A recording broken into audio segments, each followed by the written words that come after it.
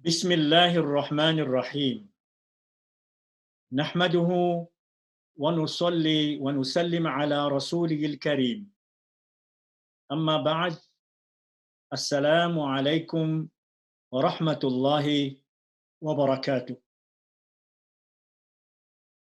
During this evening's Quran Tafsir, we will reflect on Surah Al-Ma'idah, the 5th chapter of the glorious Quran. Surah Al-Ma'idah consists of 120 ayat or verses. There is a consensus among the Mufassirun, among the commentators of the Quran, that Surah Al-Ma'idah contains some of the last and final verses revealed to the Prophet Muhammad. May Allah's everlasting peace and blessings be upon him.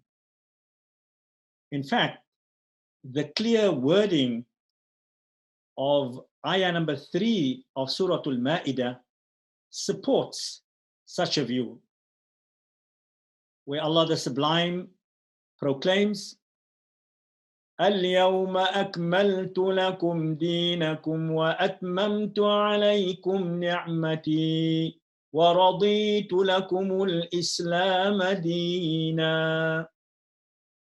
The translation is as follows: This day have I perfected for you your religion, and I have completed my favors and blessings upon you, and I have approved for you Islam as your religion. Surah Al-Ma'idah does indeed contain a number of important Islamic legal injunctions or ethical moral precepts relating to rules pertaining to the pilgrimage and to penal laws. However, for my reflections, I have chosen to divide Surah Al-Ma'idah into 6 distinct themes.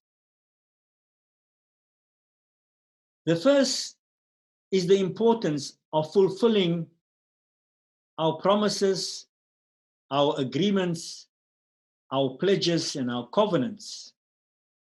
In the opening verse of Surah Al-Ma'idah, Allah the Most High proclaims, يا أيها الذين آمنوا أوفوا بالعقود.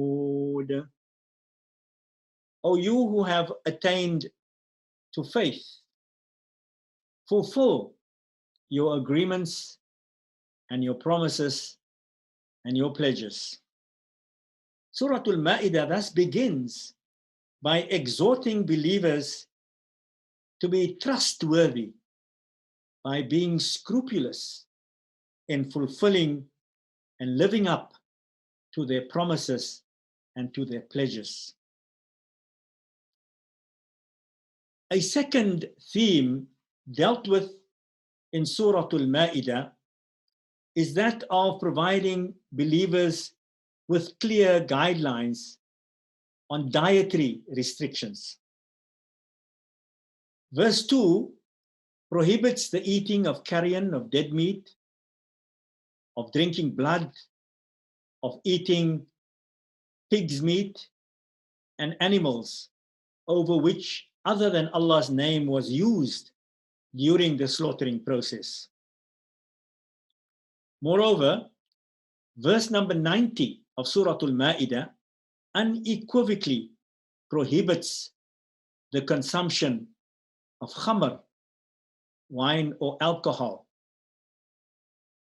Allah the Sublime proclaims, يا أيها الذين آمنوا إنما الخمر والميسر والأنصاب والأزلام رجس من عمل الشيطان فاجتنبوه لعلكم تفلحون. The third theme that Surah Al-Ma'idah covers is that of personal hygiene, that is purity and cleanliness of the body and soul. Verse number 6 provides instructions with regard to ritual purity and ablutions, which are prerequisites or shurut for performing acts of worship, especially the daily salawat, the ritual prayer. Allah the Sublime proclaims, يا أيها الذين آمنوا إذا قمتم إلى الصلاة فاغسلوا وجوهكم وأيديكم إلى المرافق وامسحوا برؤوسكم وأرجلكم إلى الكعبين. O you who believe, when you stand up or rise up for prayer for the salah, wash your faces and your hands as far as the elbows. Wipe your heads and your feet to the ankles. So verse number 6 makes it obligatory for Muslims to wash their limbs with water, technically known as the wudu, before each of the 5 daily ritual prayers. Contemporary research has shown that personal and environmental hygiene, especially that of hand washing, can reduce the spread of infectious diseases and viruses. The fourth topic that Surah Al-Ma'idah deals with is that it exhorts believers to that of witnessing to justice. The concept of social justice in Islam is exemplified in verse number 8 of Surah Al-Ma'idah. And the verse goes as follows. يا أيها الذين آمنوا كونوا قوامين لله شهداء بالقسط ولا يجرمنكم شنآن قوم على ألا تعدلوا اعدلوا هو أقرب للتقوى واتقوا الله إن الله خبير بما تعملون. O you who believe, stand forth firmly for Allah as witnesses to justice and fair dealing, and let not your enmity or your hatred of any people incite you or provoke you not to act with justice and fairness. Be just and fair, for that is the closest thing to God consciousness.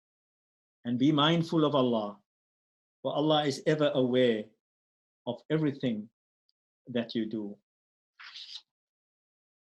The fifth critical topic that Surah Al-Ma'idah deals with is that of the sanctity of life. Surah Al-Ma'idah contains one of the most striking verses pertaining to the sanctity and the preservation of life. The famous and renowned verse number 32 of Surah Al-Ma'idah reads as follows. من قتل نفسا بغير نفس أو فساد في الأرض فكأنما قتل الناس جميعا ومن أحياها فكأنما أحيا الناس جميعا. The translation is as follows. If anyone kills a single soul without just cause, it shall be as if and as though he has killed all of humankind. Whereas if anyone was to save a single life, it shall be as though he has saved all of humankind. Classical Muslim scholars such as Imam Abu Hamid al-Ghazali, who died in the year 1111, were so inspired by verses such as 32 of Surah Al-Ma'idah that they made the preservation and the sanctity of life one of the supreme objectives of the Sharia, known as Hifdhul Hayat or Hifdhul Nafs. A sixth theme that I would like to highlight is that of the detailed and elaborate set of guidelines with respect to interreligious relations contained in Surah Al-Ma'idah. Muslims are informed about some of the fundamental theological differences between themselves and Christians, such as our rejection of the concept of the divinity of Jesus or that of the belief in the Trinity.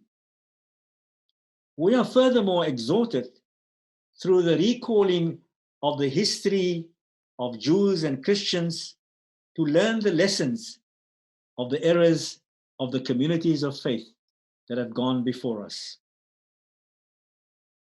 But in the end, we are informed that religious differences are not an aberration of the human condition, but an Allah world reality, and that the different communities of faith are encouraged to compete with each other in goodness and in acts of virtue.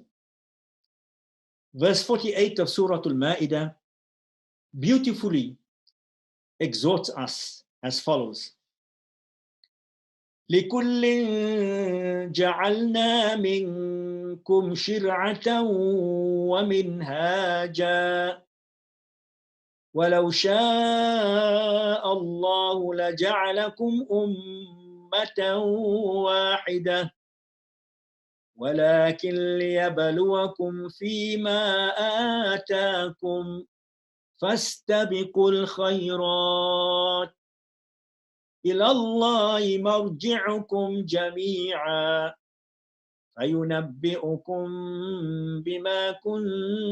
بِمَا كُنتُمْ فِيهِ تَخْتَلِفُونَ. The translation of verse 48 of Surah Al-Ma'idah is as follows: Unto each community have we appointed a different law and a way of life. And if Allah had so willed, He could surely have made you into one single community.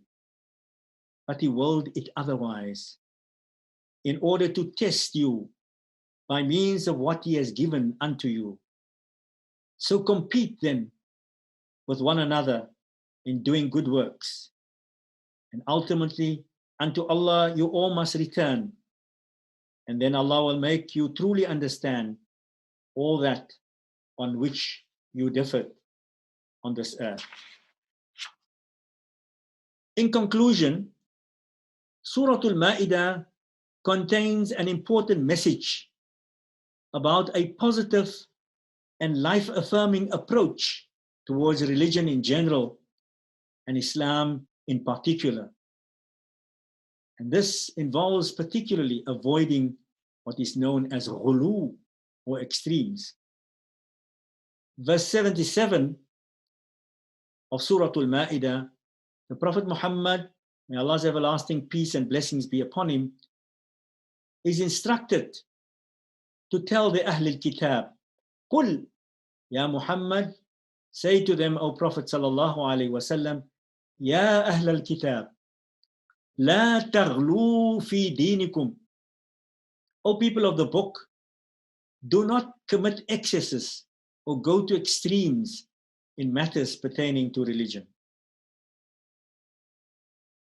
It is my considered view that verse 101 of Surah Al-Ma'idah provides a poignant example of one of these ghulu or excesses in matters pertaining to religion.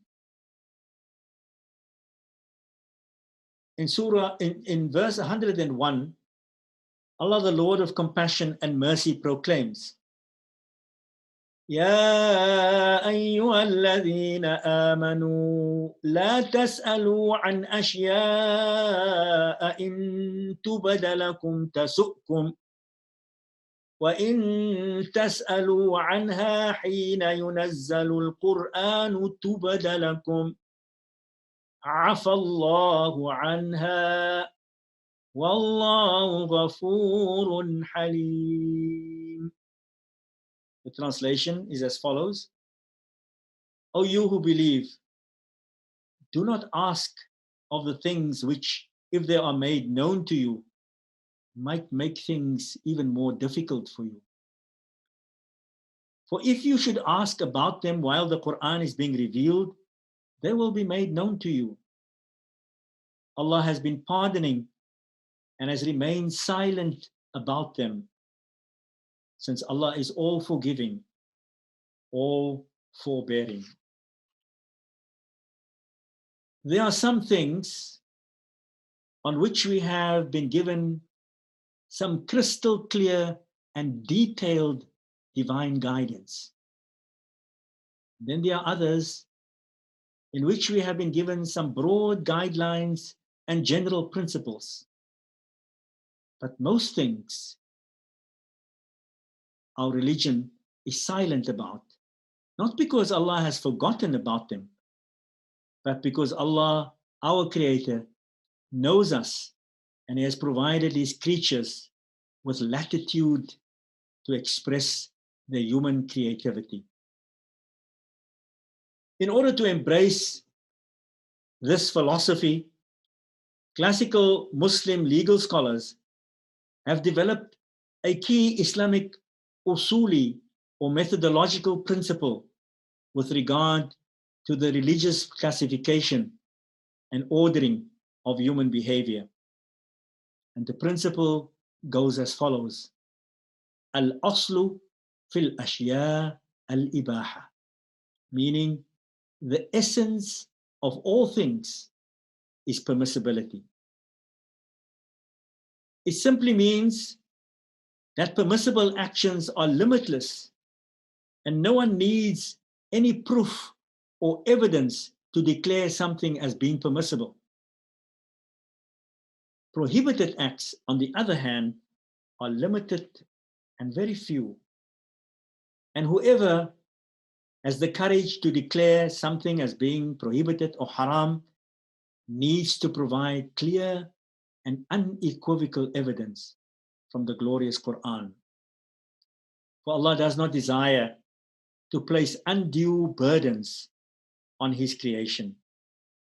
May Allah guide and enable us to embrace and to embody this positive and life-affirming message of Surah Al-Ma'idah and the glorious Quran. Please join me in a concluding supplication. Rabbi yassir wa la tu'assir. Rabbi tammim bil khair. O Allah, we ask you to make things easy for us, to remove from us difficulties and impediments, and to give us the grace to fulfill our responsibilities with honor and dignity. Allahumma ameen, Allahumma ameen, Allahumma ameen, walhamdulillahi rabbil alameen.